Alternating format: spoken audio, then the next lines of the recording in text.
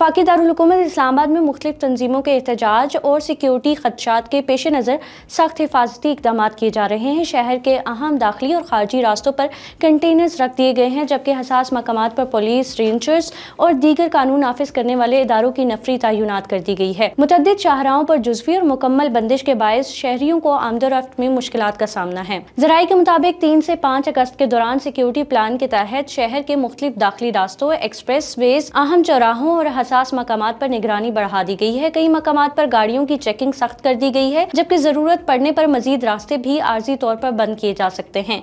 इंतजामिया का कहना है कि ये इकदाम अमन अमान की सूरत हाल बरकरार रखने और किसी भी नाखुशगवार वाक़े से निमटने के लिए किए जा रहे हैं। दूसरी जानिब F10 मरकज में होने वाले एक इज्तिमा के बाइस इस्लामाबाद ट्रैफिक पुलिस ने खुसूसी ट्रैफिक प्लान भी जारी किया है।